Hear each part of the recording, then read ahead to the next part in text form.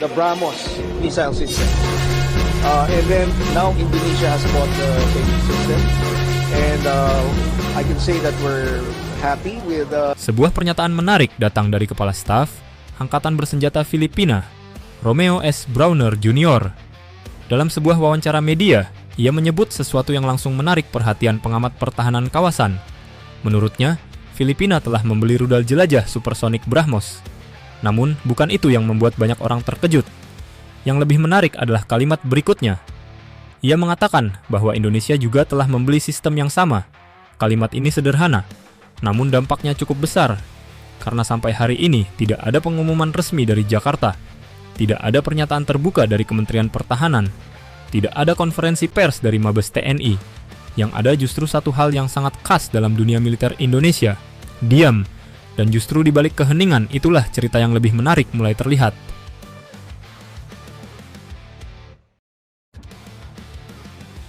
Pernyataan yang tidak biasa. Dalam dunia diplomasi militer, setiap kata yang keluar dari pejabat tinggi biasanya sangat diperhitungkan. Apalagi jika yang berbicara adalah Kepala Staf Angkatan Bersenjata sebuah negara. Romeo S. Brawner Jr. bukan perwira biasa. Sebagai pimpinan Armed Forces of the Philippines, ia memiliki akses ke berbagai forum keamanan kawasan, komunikasi militer antar negara, serta briefing strategis regional.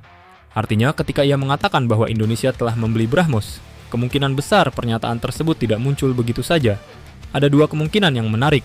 Pertama, informasi tersebut memang sudah beredar di kalangan militer kawasan. Banyak pengadaan senjata strategis sebenarnya sudah diketahui oleh jaringan militer regional jauh sebelum diumumkan ke publik. Namun kemungkinan kedua justru lebih menarik, bahwa informasi tersebut memang dibiarkan keluar melalui pihak ketiga, bukan oleh Indonesia sendiri, melainkan oleh negara lain. Dan jika itu benar, maka ini bukan sekadar kebocoran, melainkan bagian dari permainan strategi informasi.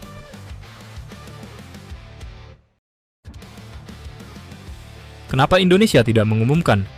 Pertanyaan berikutnya tentu muncul. Jika memang benar Indonesia membeli sistem ini, kenapa tidak diumumkan saja secara terbuka? Jawabannya mungkin berkaitan dengan konsep yang sangat dikenal dalam dunia militer, Operational Security atau OPSEC. Dalam prinsip OPSEC, informasi mengenai kemampuan militer tidak selalu harus diumumkan sejak awal. Justru dalam banyak kasus, informasi tersebut sengaja ditahan sampai sistem benar-benar siap digunakan. Alasannya cukup logis. Jika sebuah negara terlalu cepat mengumumkan sistem baru yang sedang dibeli, maka lawan potensial akan memiliki waktu untuk mempelajari sistem tersebut, menyiapkan countermeasure, atau bahkan melakukan tekanan diplomatik. Dengan kata lain, diam kadang menjadi strategi terbaik.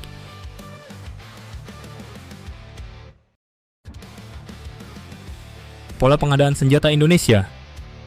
Jika kita melihat sejarah pengadaan alutsista Indonesia dalam beberapa tahun terakhir, pola seperti ini sebenarnya bukan hal baru.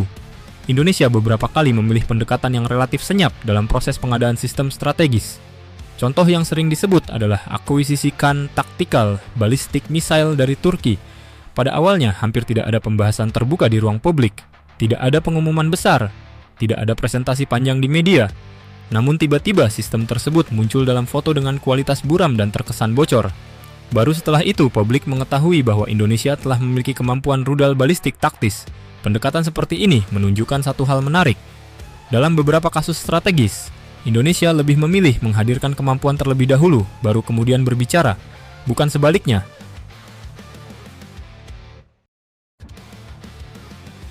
Gaya ketengilan strategis Indonesia. Jika kita melihat pola ini secara lebih luas, sebenarnya ada gaya yang cukup khas dalam pendekatan militer Indonesia. Bisa dibilang ini semacam ketengilan strategis, bukan ketengilan dalam arti agresif, tetapi lebih kepada gaya yang seperti ini. Indonesia tidak terlalu banyak berbicara soal kemampuan militernya, tidak terlalu sering memamerkan kekuatan, namun tiba-tiba sebuah sistem baru muncul. Lalu setelah itu, hanya ada spill informasi tipis-tipis. Cukup untuk memberi sinyal, cukup untuk memberi pesan, namun tidak cukup untuk membuka seluruh kartu. Setelah itu, informasi kembali menghilang, dan siklus ini terus berulang.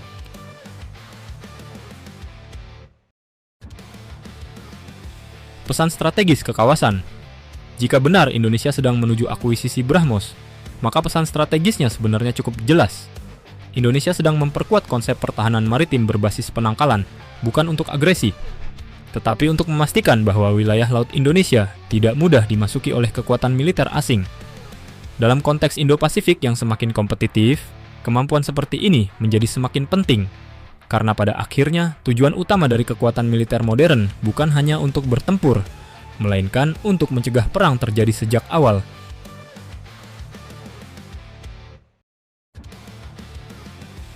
Jadi apakah Indonesia benar-benar sudah membeli BrahMos? Sampai hari ini, belum ada konfirmasi resmi dari Jakarta. Namun, satu pernyataan dari Jenderal Romeo S. Browner Jr. sudah cukup untuk memicu banyak spekulasi. Dan jika kita melihat pola pengadaan alutsista Indonesia, selama ini kemungkinan besar kita sedang melihat sesuatu yang cukup familiar. Indonesia tidak banyak bicara, tidak terlalu memamerkan.